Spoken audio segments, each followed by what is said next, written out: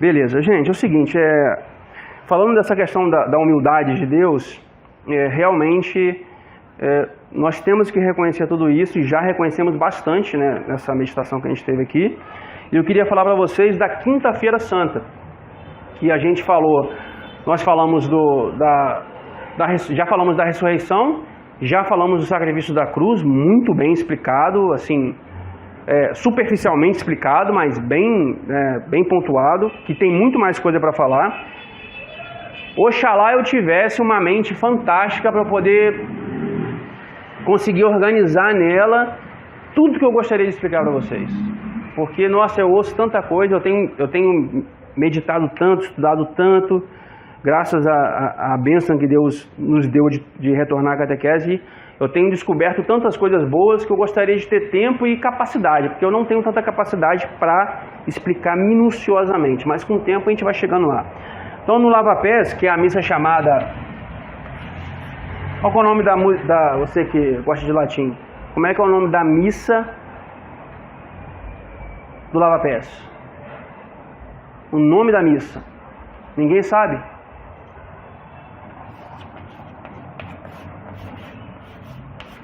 In Cena Domini. Missa na ceia do Senhor. Por isso que o nome é cenáculo. Cenaculum. Cena é uma ceia, certo? Ceia. O que é uma ceia? Sendo a noite, é um quê? Não. À noite. O que você... Fala de novo. Jantar. O jantar. Tá? Então, cenaculum, sala. Sala de jantar. Isso que é cenáculo. Tá? Etimologia. Para a gente saber o que é um cenáculo. Você vai falar, os apóstolos estavam no cenáculo. Estavam lá onde eles celebraram a primeira missa. Entendi. Cansada aí, irmã? Tá cansada? Ótimo. In Cena Domini. E nessa In Cena Domini, a humildade de Nosso Senhor e a caridade, né, a bondade, né, Caritas Christi urget nos, a caridade de Cristo nos impele, como diz São Paulo. A grande caridade, como que, né, agora lembrando, ligando a liturgia de hoje, como é importante a gente ler a liturgia e meditar ela. Os 5 dias até hoje fala, aquele que crê no Filho do Homem tem a vida eterna, certo? E como aumentar essa fé? Como aumentar essa fé, mesmo sabendo as obras as quais mais, e mesmo tendo os dons teologais? Como aumentar essa fé? Qual foi o instrumento principal que Jesus nos deixou para aumentar a graça santificante em nossas almas? Graças a Deus, a Eucaristia, a missa. E, inclusive, hoje começa, que é o dia que a gente marcou, na sexta-feira da Paixão de Nosso Senhor, que sempre é memória da Paixão, dia de Santa Catarina de Siena, uma mestra, né? E... o que eu ia falar?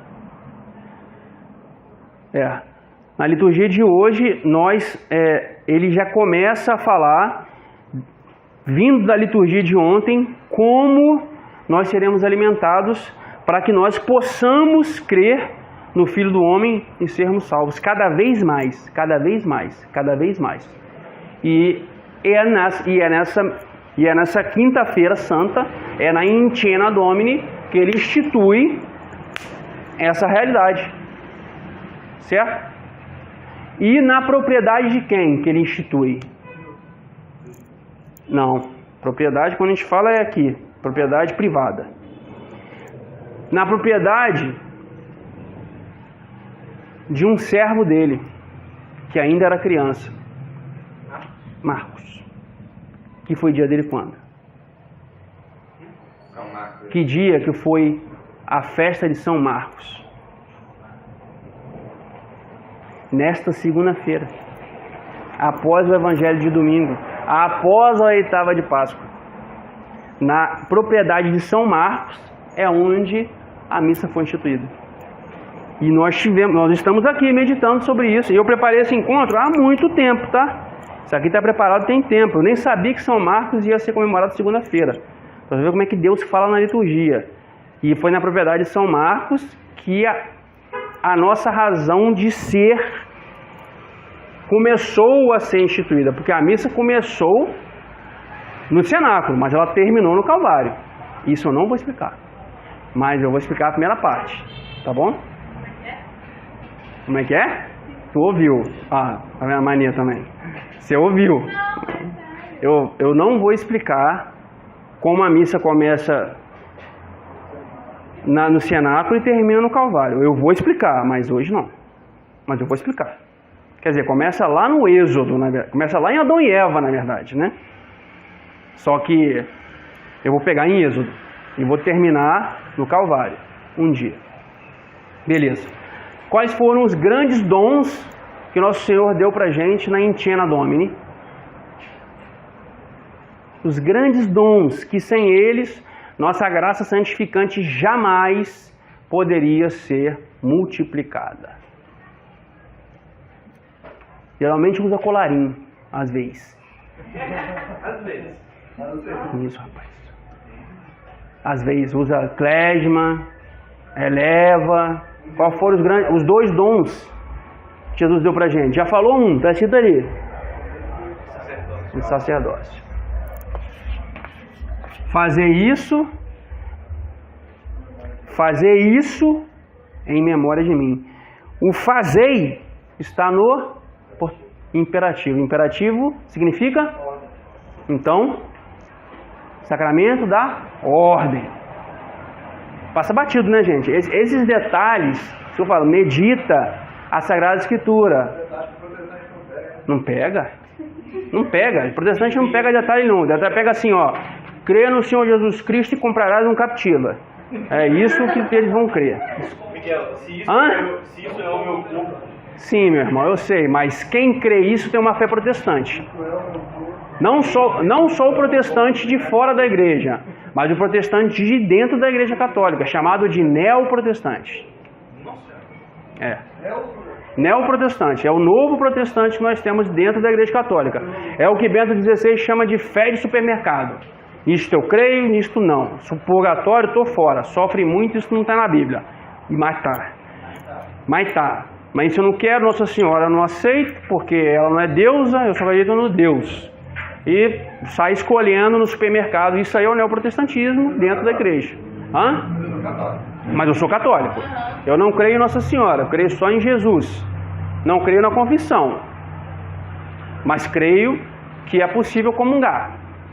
Então não creio no pecado. Não é essas doideiras. Isso se chama fé de supermercado. A gente não pode fazer disso um debate ruim, assim.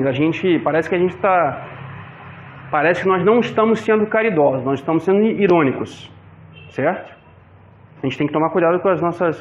Aqui a gente está entre amigos e tal, entre pessoas que realmente aceitam a fé católica, por mais indignos e pecadores que nós somos, a gente tem que sempre conversar. Quando a gente vai conversar isso com alguém, a gente tem que ter a maior caridade possível, tá, gente? Por mais que a gente aqui brinque e zombe e se entristeça, a gente tem que tomar cuidado. Tá bom? Eu tenho um amigo que é assim, só que ele é engraçado porque na hora que ele vê que ele está tentando argumento, ele fala assim, não, porque na última vez que eu estava discutindo sobre a confissão com ele, eu fiquei quase uma hora falando para ele. Aí ele falou assim, mas eu não sei se acredita nisso, talvez eu seja muito burro para entender isso, mas eu não sei se você acredita nesse treinamento. Às vezes é um ato de humildade, né? Porque tá claro, né? O padre Wagner falou domingo, ó, mais claro que isso não tem jeito. Ele falou na missa das 10. Não tem jeito de ser mais claro que isso. Só um sonso, como diz o padre Paulo, só um bobo. Só um bobo vai falar. Não, Jesus falou, ide, perdoai os pecados. Vai perdoar? Está perdoado. Não está perdoado? Será retido. Irmão, mais claro que isso, o padre falou, só esse sol estalando aqui fora, que é mais claro que isso. E eu ainda acho que a palavra de Jesus é mais clara que o sol que está estalando, porque quem criou o sol que está estalando foi o próprio Jesus. Então, beleza, o sacerdócio, né? Tá, tranquilo. Isso aqui que eu queria chegar, porque eu me lembrei disso antes de vir para cá, que eu nem tinha me lembrado de falar sobre esse dom espetacular. E detalhe, é por isso que toda quinta-feira tem mesa 6 e 10. Vocês já sabiam disso? Toda quinta-feira tem mesa 6 e 10 na nossa paróquia por causa disso. Não é porque o padre aleatoriamente gosta de celebrar a missa na quinta-feira, não. Calma aí que você vai falar. Que a missa foi instituída na quinta-feira. Então, em todo lugar, ou tem adoração explícita, ou tem a Santa Missa. Em todo lugar do Brasil que tem um sacerdote católico. Tem sempre missa na quinta-feira. Ou então todo dia, mas quando não tem todo dia, tem na quinta.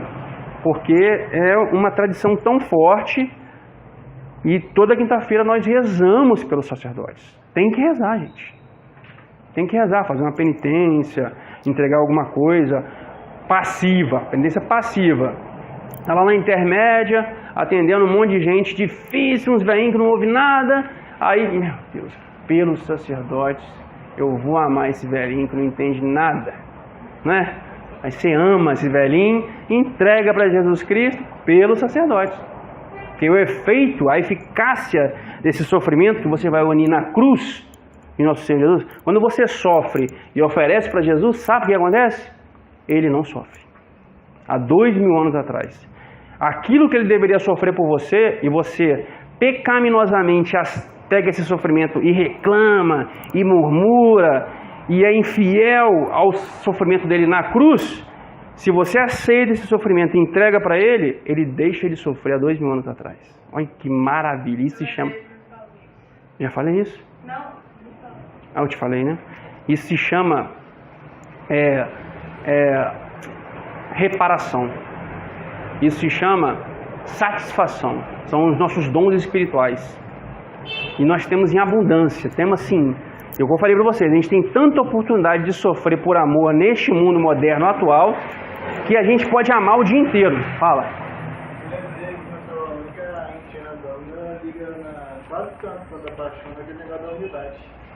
Sim, com certeza, a gente vai ver ainda agora. Porque a gente tem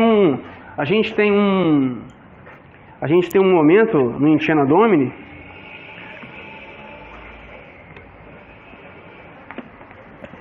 A gente tem um momento especial no Intiana Domini.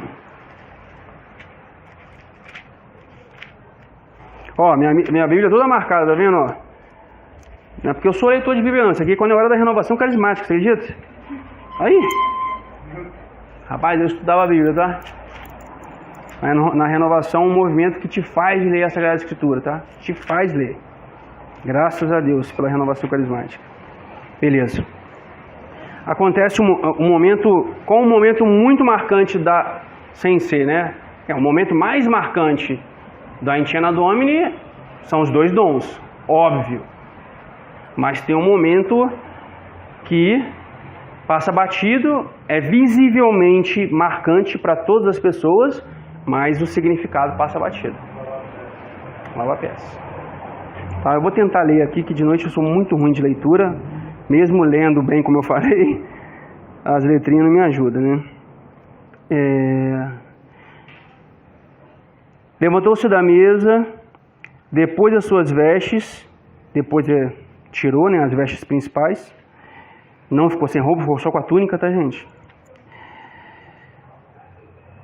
E pegando de uma toalha, cingiu-se com ela. Cingiu-se. O que é cingir-se? Cingir? Cingir é o ato de se preparar para servir alguém. Quando um homem levanta cedo para trabalhar e coloca o cinto, vamos botar para a modernidade. Sem modernismo. Homem moderno. Quando eu me visto e boto o cinto, é porque eu vou trabalhar. Eu vou servir os meus clientes. Quando a gente coloca um cinto para segurar a calça, te deixar firme, entendeu? Te manter modesto. Modernidade, tá? Então, quando você coloca um cinto e aperta ele, você está pronto para servir, para trabalhar. Quando você chega em casa, você tira o cinto para relaxar, você não está servindo ninguém. Então, cingir, atualizando, tem muito outros significados também, o cingir-se, que é estar vigilante, levantar a túnica, mas eu não estou falando de judeu, tá? Estou falando da nossa realidade atual, que nós usamos calça, tá? Então, cingir-se é isso, se preparar para servir.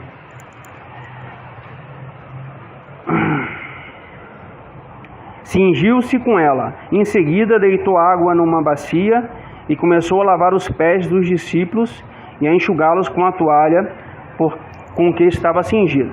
Chega aí perto da luz. Chegou a Simão Pedro, mas Pedro lhe disse, para variar, né? Pedro lhe disse: Senhor, queres lavar meus pés? Respondeu-lhe Jesus: o que faço não compreendes agora, mas irá compreendê-lo em breve. Disse Pedro: jamais me lavarás os pés. Respondeu-lhe Jesus: se eu não tus lavar, não terás parte comigo. Exclamou então Simão Pedro: Senhor, não somente os pés, mas também as mãos e a cabeça. Estranho ele falar isso, né? Por que não o corpo todo? Por que só as mãos e a cabeça? Porque aqui a gente vê o exemplo da... Não, pode ser, mas nesse caso não.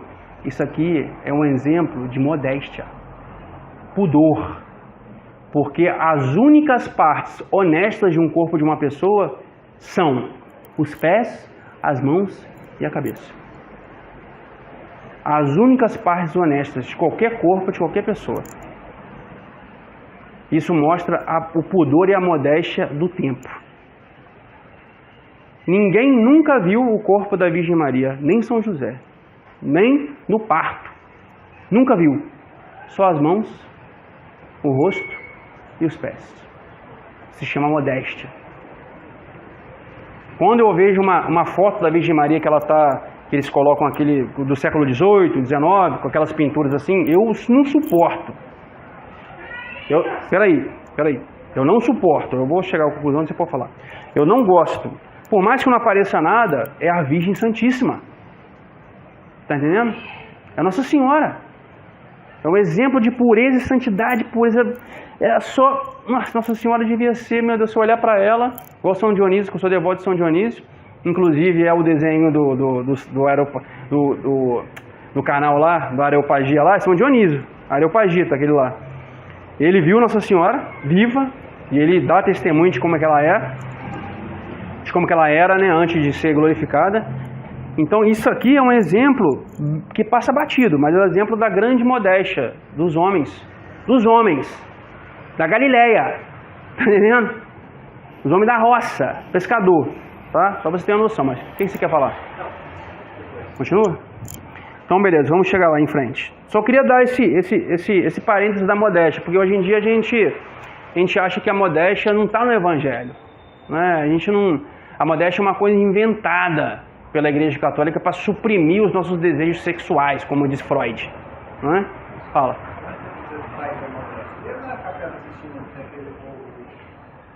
Mas qual o povo? O povo celeste? Porque no céu não tem roupa. Então, ali ele está... Mas você tem que entender que ali quem fez foi Michelangelo. Foi na época do renascentismo. O renascentismo pagão. Ali não tinha nenhuma roupa. Depois foram pintando um monte de folhinha por cima dos órgãos, tá? Ali foi tampando depois. Então... tem a influência pagã ali, tá? O Miguel falou perfeitamente que eu ia falar. Basicamente, por que no renascentismo tem tanta essa mania de retratar santos e santas nuas, assim? Nunca vi. Mas é um desrespeito, você não acha, não? Não, a pureza, ela é marcada pela nudez, tá? A pureza, ela é marcada pela nudez porque significa desapego de tudo. Porque o Cristo viril, ele não tem roupa. A tanga é para que nós possamos olhar para ele sem que o nosso pudor não fique ativo, né? Porque se eu colocar um homem crucificado sem a tanga, você não vai olhar para ele. Você não vai contemplar Cristo crucificado. Faz parte do pudor. Mas a realidade da crucifixão não é essa, tá? É sem nada, tá bom? Mas eu não me lembro de ter visto pinturas renascentistas de santos sem roupa. Pinturas não, esculturas. Não, você está falando de Davi. Não. De Michelangelo. Tem uma santa, que foi... Nunca vi. Que eu não sei, não vou lembrar o nome dela agora, mas ela é retratada nua na escultura. Mas a nudez significa pureza. Tá? É porque... desculpe falar, porque a sua mentalidade ainda deve ser uma mentalidade escrupulosa ao ponto de ser contaminado ainda por coisas antigas. Eu sou assim. Eu não gosto, por exemplo, eu não gosto de minhas meninas, elas usam vestido, saia. Qualquer sinal de que elas estão, eu já mando sentar direito. Senta direito de mim. E ela não é interesse de uma menina de 4 anos. Ela não está preocupada se está aparecendo a roupa íntima dela. Mas eu, como eu tenho um vício ao puritanismo, eu, preocupado com ela também, porque eu sei o mundo sensual que a gente vive, eu já conserto ela, sabe? E elas já sabem, quando eu chego no quarto, que elas estão sentadas erradas, elas já tampam. Entendeu? Já se arruma. Né? Mas isso não é ruim. Isso é bom. Desde que elas não façam isso por medo, mas por respeito. Né? Desde que elas façam isso, inclusive se entrar outra pessoa, que não seja só o pai. Se entrou um tio, se entrou o padrinho, se entrou uma visita e elas se consertam, tudo bem. O ensinamento é para isso. Mas geralmente, quase sempre, a nudez... Porque quantas pinturas de Nosso Senhor Jesus Cristo sem camisa temos? Mas ele está ressuscitado. Um corpo ressuscitado não tem roupa. Adão e Eva não tinham roupa. Entendeu? A gente tem lá a figueira tampando lá a situação, mas não tem roupa.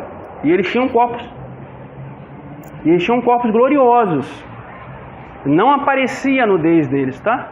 Era um corpo que exalava luz, tá bom? Então, enfim, já saímos disso. Posso voltar aqui?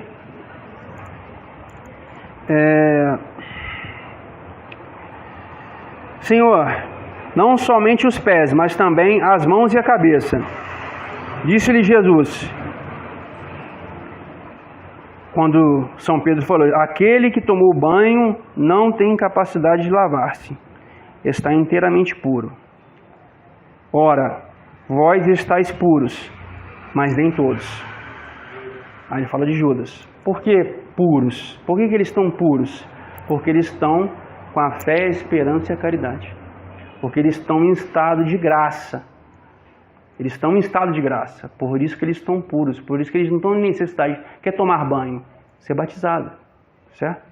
Também pode ser olhar quando você é limpo pelo sangue de Cristo na confissão. É a mesma coisa. Ou você é a mesma coisa, a eficácia é a mesma. Ser batizado e ser perdoado, o que acontece no batismo? Vamos falar assim, um método socrático. O que acontece no batismo? O pecado original lavado. Então o que acontece? Você é? O que acontece na confissão? Você é? Mesma eficácia. Então, perfeito. Mas nesse caso a gente está falando de água. Jesus está administrando água, tá? E ainda ele não tinha se entregado, né? Beleza. Depois de lavar os pés e tomar as suas vestes, sentou novamente. Sempre vou começar a ler, o barulho volta. Depois de lavar os pés e tomar as suas vestes, sentou-se novamente à mesa e perguntou-lhes, sabeis o que vos fiz? Ele pergunta, sabeis? Vós me chamaste de mestre e senhor e dizeis bem, porque eu o sou.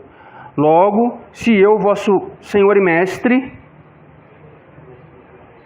vos lavei os pés, também vós deveis lavar-vos os pés um dos outros, que é, no caso, servir, amar o próximo como a ti mesmo. Dei-vos o exemplo, para que como eu vos fiz, assim façais também vós. Em verdade vos digo, o servo não é maior do que o Senhor, nem o enviado é maior do que aquele que o enviou. Se compreenderes essas coisas, sereis felizes, sob a condição de as praticares. Lembra que eu falei que a questão da fé é algo relacionado à prática, é uma obra. Está aqui, ó, lava-pés. Não digo isso de vós todos, conheço os que escolhi, mas é preciso que se cumpra a palavra da Escritura. Aquele que come o pão comigo levantou contra mim o seu calcanhar. Aí chegou onde eu queria chegar. E o calcanhar está onde? Nos pés. E Jesus lava os pés. Engraçado a gente entender essa questão dos pés, que indica a servidão. Sim, você servir as pessoas de maneira humilde, né? Em tudo que ela precisar. Mas repare que o pé é o lugar mais perto do chão. No entanto, é o lugar mais sujo que nós temos. É onde garra mais sujeira na gente, é nos pés. Então Jesus está dando uma alusão, existe a leitura espiritual do perdão dos pecados. O pecado está ligado à sujeira dos pés. Deixa eu tentar falar isso para vocês de maneira mais clara. Jesus, antes mesmo de soprar o Espírito Santo para eles e mandar perdoar os pecados, ele já dá a alusão do que eles têm que fazer, que é servir as pessoas para que elas se livrem dos seus pecados. E ele fala, daquele que levantará o seu calcanhar contra mim. Vamos lá em Gênesis 3,15, então? Porém ódio entre ti e a mulher, entre a tua descendência e a descendência dela. Esta te ferirá a cabeça e tu lhe ferirás o calcanhar. O calcanhar é o lugar onde a serpente morde.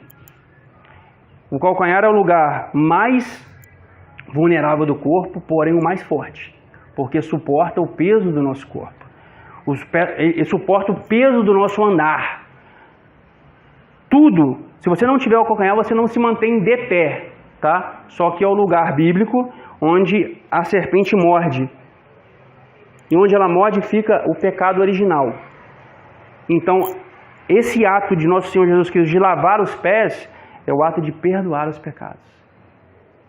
E tem um que vai levantar o seu calcanhar contra mim, ou seja, que vai me trair, que não vai aceitar o perdão dos pecados que eu estou dando a vocês.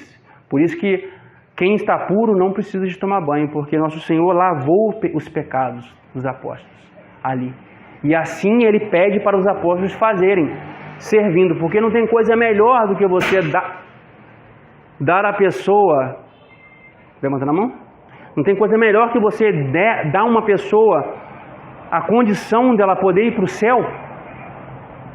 Não tem um serviço maior que esse.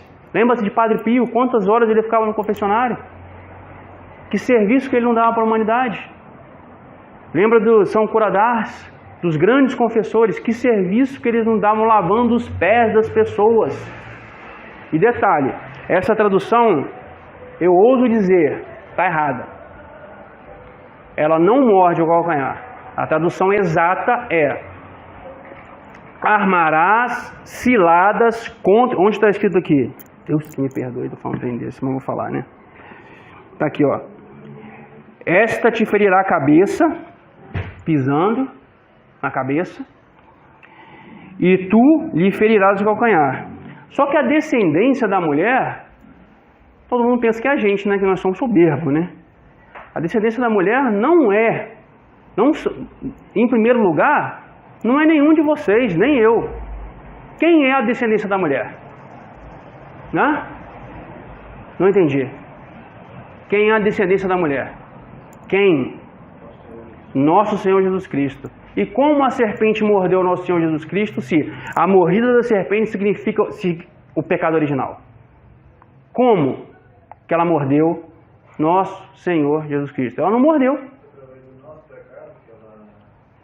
Sim, esse argumento está correto, mas essa profecia não é sobre nós. Essa profecia é o próprio Evangelho. Fala da descendência da serpente e da descendência da mulher. A descendência da serpente são aqueles que querem viver em estado de pecado mortal, certo? Os filhos do demônio. E a descendência da mulher é nosso Senhor Jesus Cristo. Que ele mostra na última na Tintina Domini como evitar isso e logo em seguida nos dá a missa. Por isso que ele ordena. Ele nos dá a missa, ordena para que nós possamos fugir dessa realidade que é as armadilhas contra o nosso calcanhar. Para que nós possamos fazer o quê? Pisar na cabeça da serpente. Ipsa conteret caputum. E ela pisou a cabeça. E nosso Senhor pisou a cabeça da serpente. Por quê? Porque ele não venceu a morte. Não venceu o pecado. O pecado não trouxe a morte. O salário do pecado, Romanos 6,23, não é a morte. E a morte eterna. Quando a gente fala do salário do pecado, a morte, não é a morte física, não. É a morte da alma. Tá entendendo? Inferno. Tá? Porque morrer é bom demais. Se morrer está de graça, lógico. Vai para o céu, abraçar nosso Senhor, viver para sempre. Feliz, como diz o Salmo de hoje.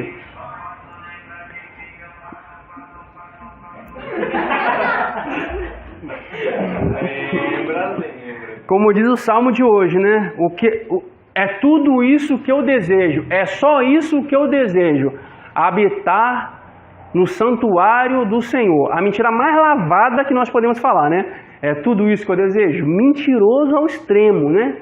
Habitar, na verdade, é porque essa oração... Não vou falar sobre isso, não. Vamos voltar para o calcanhar. Voltar para o calcanhar, porque foi esse carro do Satã que me... Fala, ela está aqui a perguntar.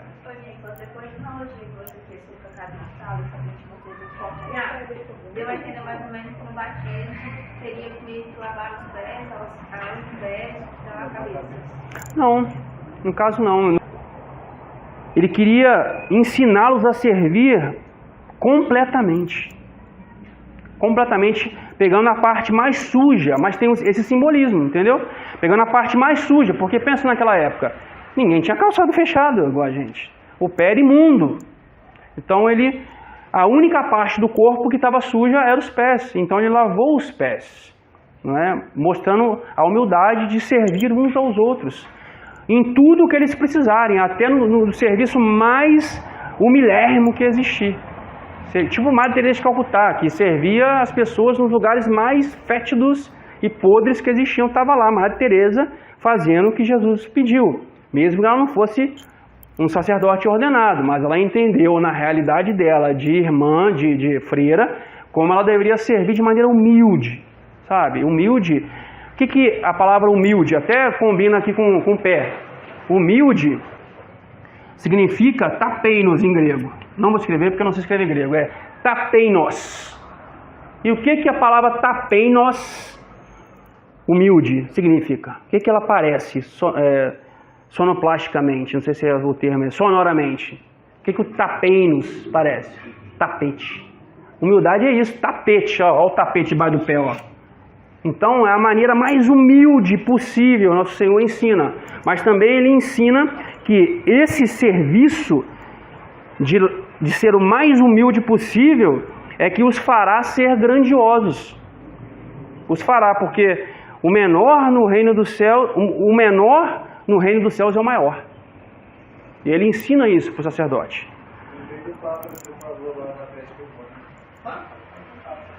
Deve ser...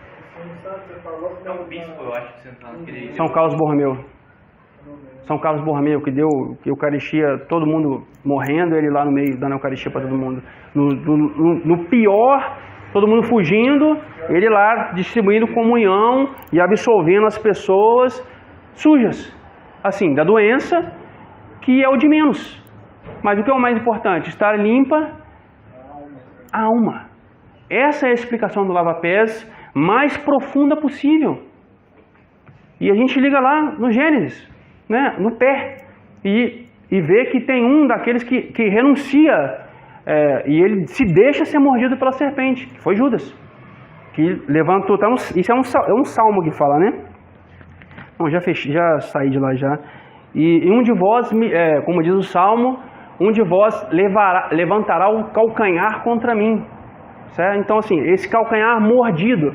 Estou fazendo com vocês aqui uma leitura orante da palavra, para vocês entenderem as questões, para que vocês entenderem o lava-pés como algo muito mais do que só o simbólico da humildade em si, como se humilhar de maneira humana. Mas não, tem um significado espiritual enorme, que os sacerdotes são aqueles de dignidade divina. Por quê? O próprio Senhor que se fez homem lavou os pés dos primeiros padres, dos primeiros sacerdotes.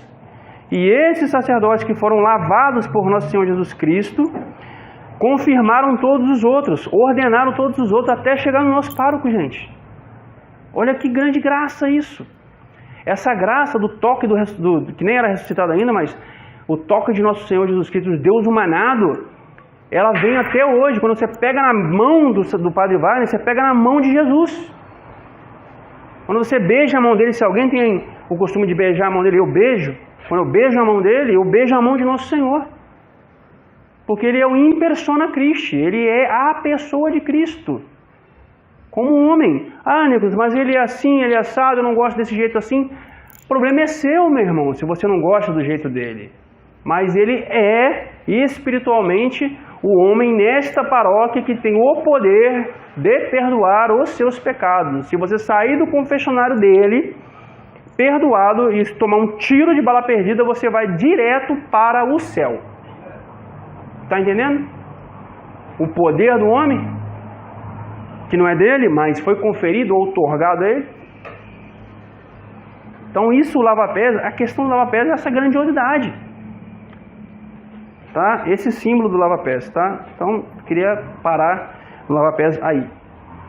Sim, ficou meio turvo no meio do caminho, mas depois clareou, né? Porque eu não sabia como explicar isso. Então, como eu falo para vocês, eu consigo compreender, mas às vezes não consigo explicar. Mas eu acho que até eu entendi agora. E acho que tá bom, né? Porque tem coisa... Ó, que lava-pés foi o primeiro, tá? Olha aí. Aqui tá o lava-pés, ó. Tem isso aqui, ó. Então, assim, a instituição da Eucaristia... Ó, tá aqui. Instituição da Eucaristia. Visível na ceia e invisível no Calvário. Vou falar depois, que eu estou estudando ainda. Faltam uns detalhezinhos, que vocês vão ver como é que é lindo. É lindo.